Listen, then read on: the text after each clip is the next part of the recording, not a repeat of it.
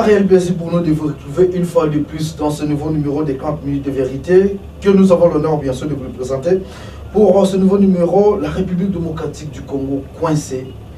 Il y a des pressions extérieures. Est-ce qu'il faut organiser les élections ou aller dans une transition sans le président Kabila comme proposent certains cadres du centre comme M. Robert Okende et pourquoi pas tant d'autres, ou alors organiser tout simplement des élections. Alors pour discuter de ces différents sujets, nous recevons M.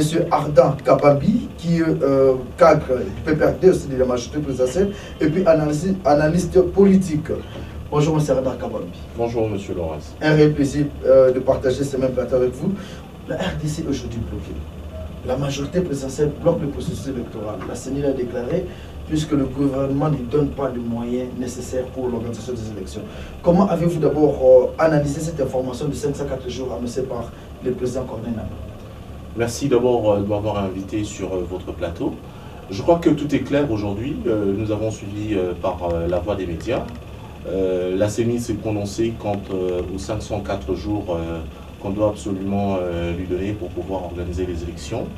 C'est vrai, organiser les élections, ceci sous-entend, comme la CENI nous a dit, c'est après avoir, n'est-ce pas, fini tous les processus électoraux dans les deux Kassai.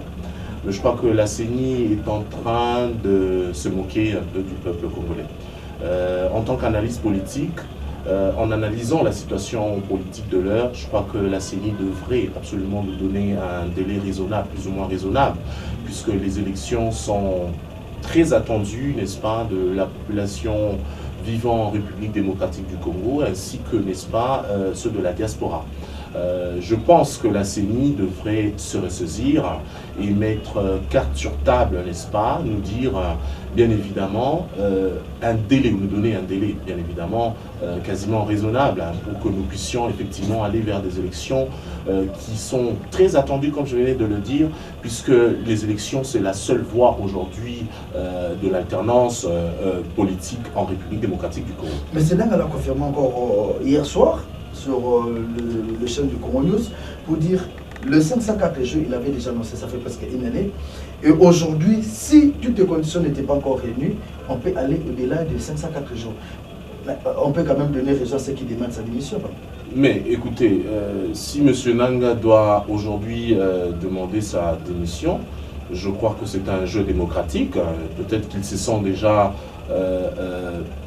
dans l'exercice de son pouvoir. Non, j'ai dit, on peut donner raison à ceux qui demandent sa démission, puisque là, c'est comme si il était incompétent par rapport aux fonctions qu'on lui Non, je crois qu'il travaille jusque-là, je crois qu'il travaille. M. Nangaa a su enrôler aujourd'hui, comme l'a dit le chef de l'État, 43 millions d'électeurs aujourd'hui, sur les 45 millions d'électeurs attendus. Je crois que c'est déjà des avancées significatives. Mais seulement, nous avons besoin, n'est-ce pas, du fichier électoral. Nous voulons savoir quand est-ce que les élections vont devoir avoir lieu.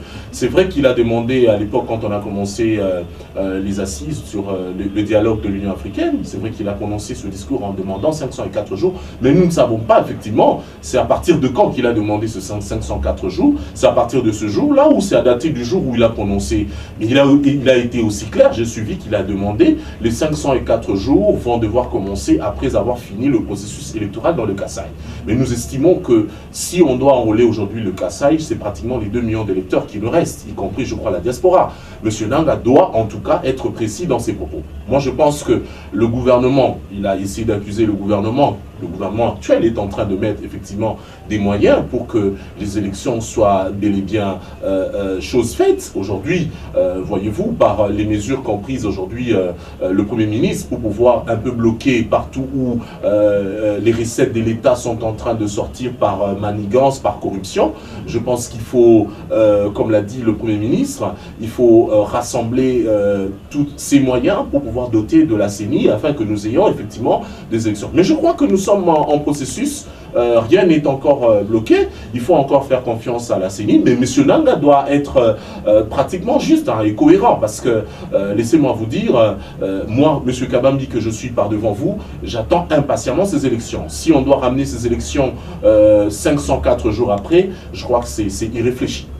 Alors, il y a eu quand même une grande réunion entre le gouvernement, la tripartite, le gouvernement, CENI et le gouvernement et le CNSA. Il n'y a pas eu une bonne conclusion. Juste des recommandations. La société civile doit soutenir la CENI. Est-ce que vous ne voyez pas qu'il y a un jeu qui se passe là? On cherche un peu à aveugler le peuple congolais. Exactement, c'est ce que nous disons, c'est de l'amalgame finalement ce que fait cette tripartite. Mais je crois que le gouvernement a comme mission, n'est-ce pas, de pouvoir organiser les élections, doter des moyens conséquents pour qu'on ait des élections en République démocratique du Congo. Le gouvernement ne peut pas jouer le jeu de la CENI non plus.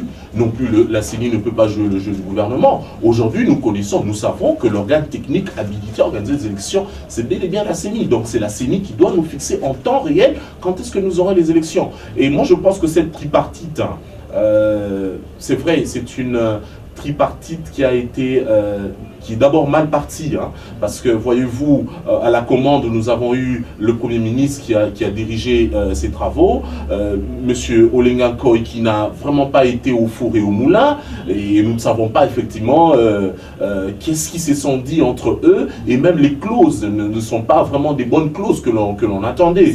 Donc moi je pense que ils doivent tous se ressaisir, hein. Ils ne peuvent pas jouer du peuple congolais parce que le peuple congolais n'est pas dupe. Il est très regardant et très revendicatif quant, n'est-ce pas, aux problèmes qui rongent la classe politique congolaise. Aujourd'hui, on ne peut pas se moquer du peuple congolais. C'est-à-dire, nous demandons carrément aujourd'hui à la CENI de pouvoir être concret dans ce qu'elle est en train, de faire. Je pense également, en tant qu'analyste politique, la CENI doit essayer de mettre un peu d'eau dans son verre parce que les élections sont très attendues. Alors, M. Arda Kabambi, aujourd'hui, il y a un grand dossier sur la table. Le représentant du chef de l'État américain, Donald Trump, est arrivé à Kinshasa. Question de discuter avec les autorités, les personnalités congolaises. S'il y avait une position aujourd'hui, peut-être d'aller à une transition sans le président Joseph Kabila Kabange, quelle serait votre réaction, vous, en tant que membre de la majorité présidentielle? Ben, ce qui est bien clair, nous saluons, n'est-ce pas, l'arrivée de Nikki Haley. Nikki Haley est très attendu, c'est vrai, était très attendu à Kinshasa. Cet émissaire de taille que M. Trump nous envoie à Kinshasa, je crois qu'elle viendra d'abord pour s'enquérir sur le processus électoral en République démocratique du Congo. Et je crois que dans sa judiciaire, elle est porteuse, n'est-ce pas, d'un message de M. Trump. Moi, je pense que son arrivée doit être saluée de toute la classe politique et son arrivée doit aussi décrisper un tout petit peu la situation politique et économique que vit la République démocratique du Congo à ce jour. Mais laissez-moi vous dire que l'idée de dire que la transition sans le président Kabila, c'est s'est trompé lourdement, c'est s'est heurté contre le mur. La Constitution est bel et bien claire aujourd'hui. La Constitution dit en son article 70, alinéa 2, que le président de la République reste en fonction jusqu'aux prochaines élections, jusqu'à l'installation effective du nouveau président élu. Donc l'idée de la transition, je ne sais d'où elle vient, parce que même la Constitution ne le dit pas en cet article. Je crois que la Constitution est bel et bien claire. Au moment où nous aurons les élections et au moment où nous aurons un président élu, le président Kabila bel et bien quittera le pouvoir, va céder et cette passation de pouvoir se fera pacifiquement. Donc je crois que ceux qui pensent encore qu'il y aura une transition sans Kabila, c'est une tragédie, c'est des choses à ramasser de la rue. Est-ce que l'article 77 de la Constitution, ce n'est pas mal analysé. On dit bien le président de sa fonction s'il y avait organisation des élections, mais comme il y a ces vides-là, est-ce qu'il n'y a pas un autre moyen qu'on peut utiliser, mécanisme pour résoudre? Non, il n'y a pas d'autre mécanisme puisque la Constitution est claire. J'ai dit, l'article 70 alinéa 2 dit le président de la République reste en fonction jusqu'à l'élection effective du nouveau président élu. Donc du moment où on n'a pas élection, le président est bel et bien là. Et au moment où on aura élection, et après ces élections, lorsqu'on aura un président élu, le président de la République quittera, n'est-ce pas, ses fonctions. Donc même jusqu'à 2030, s'il n'y avait pas élection, le président Kabila reste en fonction. Exactement, c'est bel et bien clair. Vous et moi, nous avons seulement traduit ce que dit la Constitution. Nous n'avons pas changé, la Constitution est bel et bien claire. Nous ne l'avons même pas interprétée, la Constitution est claire. Voilà. Alors dites-nous un peu, qu'est-ce qui pourra arriver après le 31 décembre 2017? Moi je pense que le soleil se lèvera et se couchera. Comme la CENI nous a dit, nous n'aurons pas des élections, le Congolais va vaquer librement ses occupations, la police sera là pour sécuriser les biens et les personnes, le gouvernement de la République va travailler librement, Donc je pense qu'il n'y aura rien. Le président de la République se lèvera le matin et va se coucher le soir. Il va se réveiller du 1er janvier 2018. Donc il n'y aura quasiment rien. Tous ceux qui pensent que nous devrions encore revenir en arrière... Ceux qui veulent exercer l'article 64, alinéa 1, et vous pensez qu'il n'y aura rien? Mais pensez-vous que l'article 64 se limite à l'alinéa 1? Il y a également l'alinéa 2. Donc moi je pense que ceux qui veulent exercer ou ceux qui veulent avoir le pouvoir par la force, il faut les contraindre. Il faut les contraindre. Donc nous estimons que nous avons une constitution que nos belligérants nous ont laissée aujourd'hui. Mais nous pensons que si cette constitution est en train aujourd'hui de diviser la classe politique congolaise, il y a lieu de pouvoir la réviser, si et seulement si. Mais moi je pense que la constitution actuelle nous conduit vers un chemin de paix, de sécurité. Monsieur Arda Kabani, aujourd'hui la RDC vit une crise exceptionnelle. Il n'y a pas d'organisation des élections, il y a des morts, nous avons vu des massacres au niveau du Kasaï. Subitement, la RDC est élue pour siéger au Conseil des droits de l'homme. Est-ce pas un mythe ou un jeu? Non, ce n'est ni un mythe ni un jeu, c'est une réalité. La République démocratique du Congo s'est battue pour pouvoir avoir une place importante au sein de ce Conseil. C'est vrai que partout dans le monde, dans des organisations un peu partout, la République du Congo n'a aucune voix. Aujourd'hui, la République démocratique du Congo devra absolument dire un mot, placer un mot quant au problème qui range, n'est-ce pas, ce problème de droits de l'homme. Donc je pense que nous sommes bel et bien représentés, les votes se sont passés démocratiquement et sans contrainte, des votes apaisés. Et donc, nous devrions normalement être fiers de cette élection et être fiers que la République démocratique du Congo est bel et bien représentée au Conseil des droits de l'homme. Aujourd'hui, clairement, s'il fallait résoudre la crise politique en RDC, quelle est la meilleure solution pour vous? Je pense que la meilleure solution pour résoudre la crise qui se vit en République démocratique du Congo, il faut appeler à tous les autres compatriotes, ceux qui sont en dehors, n'est-ce pas, de la République et ceux qui sont ici. Je pense que M. Moïse Katumbi a un problème, certes, avec la justice. Je crois que la justice il devra se mettre, n'est-ce pas, en accord avec la justice. Et si et seulement s'il est acquitté, je crois qu'il pourra revenir au Congo et y travailler. Le président de la République n'est pas là, n'est-ce pas, pour interdire ou empêcher à un compatriote de venir revenir librement chez lui. Moïse Katumbi, c'est son pays. Je ne pense pas qu'il a choisi la France ou la Belgique comme une deuxième patrie où s'exiler. Il y est allé pour, nous connaissons, premièrement qu'il y est allé pour des raisons de soins de santé. Mais aujourd'hui, voilà, nous voyons M. Katumbi un peu partout dans le monde pour essayer de parler un peu au nom de la République. Mais attendez, il est libre de le dire en tant que citoyen congolais, mais je crois qu'il doit se conformer par rapport aux problèmes qui lui rangent avec, n'est-ce pas, la justice congolaise. Mais retenez une chose, je crois que pour résoudre le problème qui se vit en République démocratique du Congo, le Congolais doit s'asseoir tout autour d'une table. Moi, je pense que le dialogue reste la meilleure. Alors, de là, vous proposez un troisième dialogue? Si et seulement si nous pouvions y aller, je ne vois pas le mal. Un troisième dialogue, c'est toujours pour pouvoir décrisper, c'est toujours pour pouvoir se dire franc. Les évêques ont déjà dit non à ce troisième dialogue. Les évêques, je pense que non, je pense que les évêques, c'est l'église au milieu des villages. Les évêques, aujourd'hui, ne peuvent pas interdire la classe politique congolaise, ne peuvent pas interdire aujourd'hui les Congolais de pouvoir s'unir, de pouvoir travailler en commun, de pouvoir échanger. Puisque la seule chose qui nous reste, c'est le dialogue.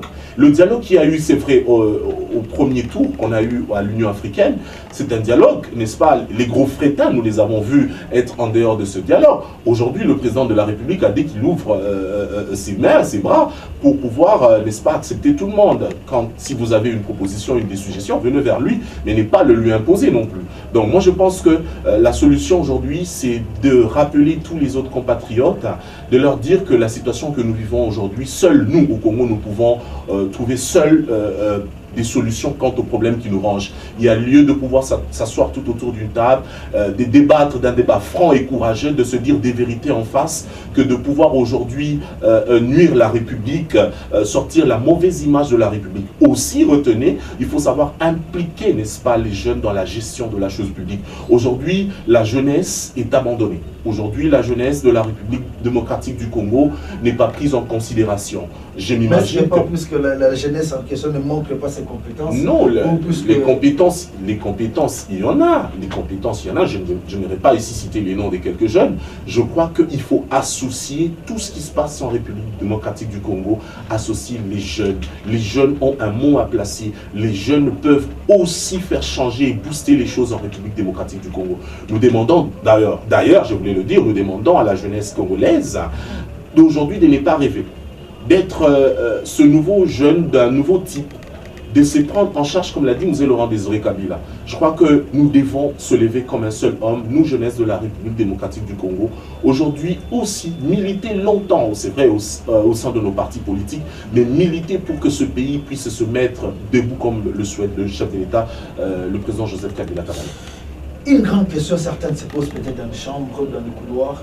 Est-ce que la majorité présidentielle veut réellement aller aux élections ou la majorité présidentielle cherche à étouffer l'opposition et le peuple congolais pour aller tout droit au référendum? C'est simple, la majorité présidentielle est prête pour les élections à venir. Notre souhait à nous, c'est de pouvoir rafler toute la mise. Sans dauphin, le président Kabila n'a pas de dauphin jusque-là. Le problème de dauphin n'est pas encore réglé au sein de notre famille politique. Nous n'avons pas encore réglé ce problème au sein de notre famille politique, mais nous avons notre autorité morale, c'est Joseph Kabila que nous avons jusqu'à ce jour, et nous l'avons choisi. Et donc j'estime que ce débat n'appartient pas à notre famille politique. Notre famille politique est derrière le président de la République et soutient, n'est-ce pas, son idée, soutient sa vision de la révolution de la modernité et l'accompagne jusqu'au bout. Aujourd'hui, aussi, il y avait élection. L'AMP n'aura pas de candidats, puisque jusque-là, il n'y a pas un dauphin. C'est clair. Donc, les candidats de l'AMP restent encore l'autorité morale de président Joseph Kabila. Je suis censé de le dire, hein, je ne mettrai pas de l'eau dans ma bouche, je le dis que pour nous, Joseph Kabila reste le candidat de la majorité présidentielle et le candidat du peuple congolais pour des élections à venir. Là, vous donnez raison à ceux qui pensent que le président Kabila ne fait pas des élections, puisqu'il sait qu'en organisant des élections, il sera non partant. Mais écoutez, je crois que c'est une autre formule. Moi, je pense que pour nous, nous le disons, que nous avons que Joseph Kabila comme autorité morale de la majorité et comme candidat pour les élections à venir. Là, vous ouvrez quand même une autre parenthèse. M. Arda Kavambi, quand vous dites que le président Kabila reste votre premier candidat et les autres intellectuels qui sont là, pourquoi ne pas choisir un autre candidat et faire face peut-être à Félix Tshisekedi, à Martin Fayoulou, pourquoi pas à Fuyou de Nobondo qui s'est déclaré déjà président, le président du parti Orange? Pourquoi vous vous fiez seulement sur Joseph Kabila Kabange? Est-ce la peur ou quoi? Non, je pense que la démocratie oblige dans ce pays.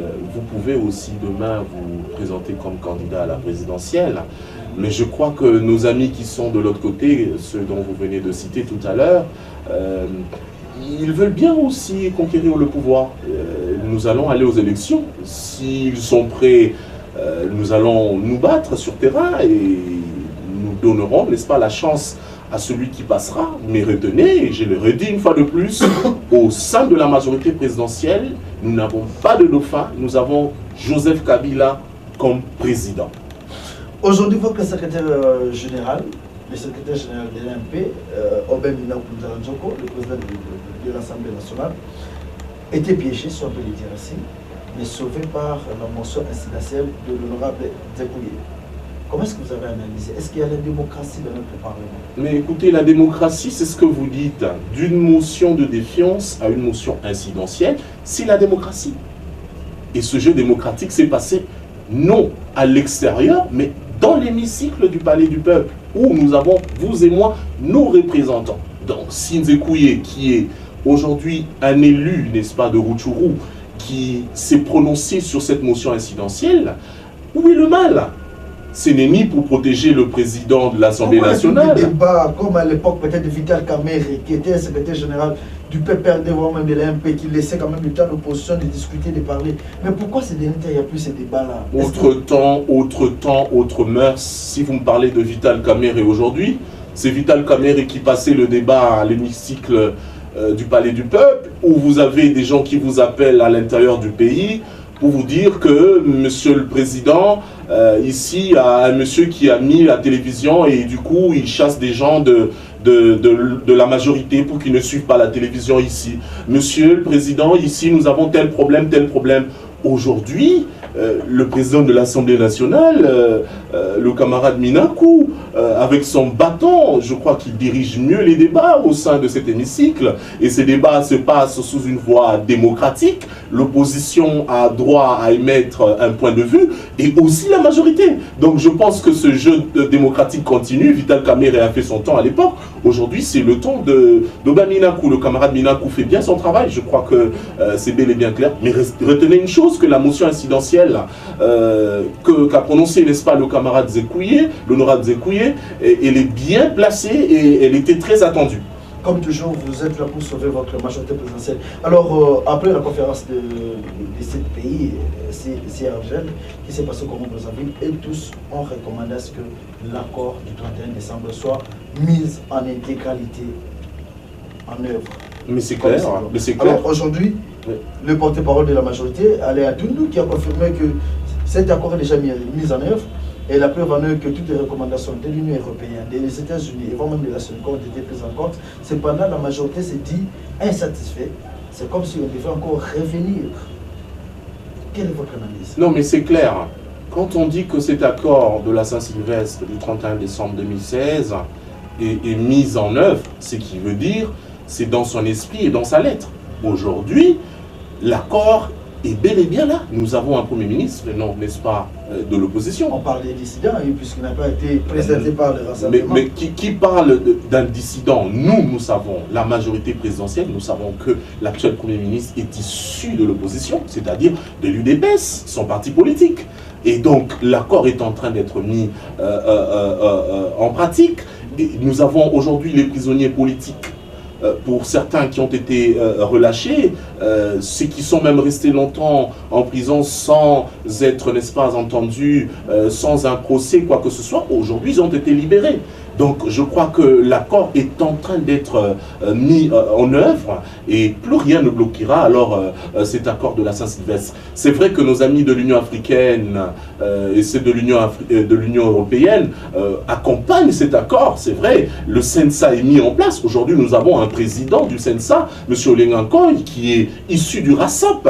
Donc moi je pense que ceux qui pensent que cet accord n'a pas lieu d'être à ce jour, se trompent aussi. Ils doivent absolument comprendre que nous avons mis tous nos efforts ensemble pour que nous puissions conjuguer effectivement nos efforts, pour que nous ayons un accord et que nous ayons un gouvernement d'union nationale, un gouvernement où nous avons aujourd'hui les membres de l'opposition, puis les membres de la majorité présidentielle.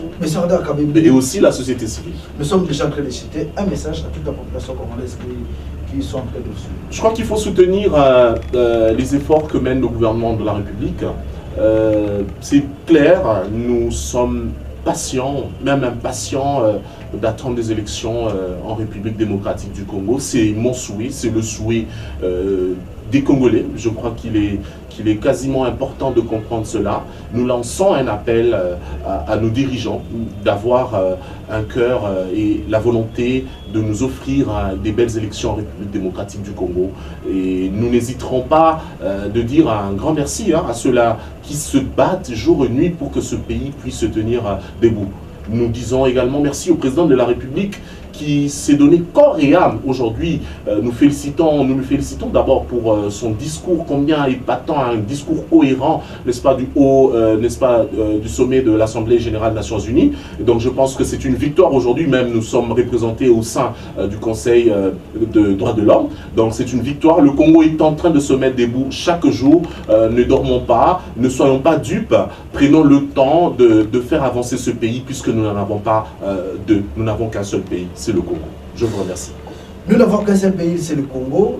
C'était quand même un plaisir pour nous de partager ces bons moments ensemble avec vous. Si cette émission vous a plu, dites un grand merci à notre invité qui a au moins disposé de son temps, malgré ses différentes occupations. Il a quand même répondu à notre invitation.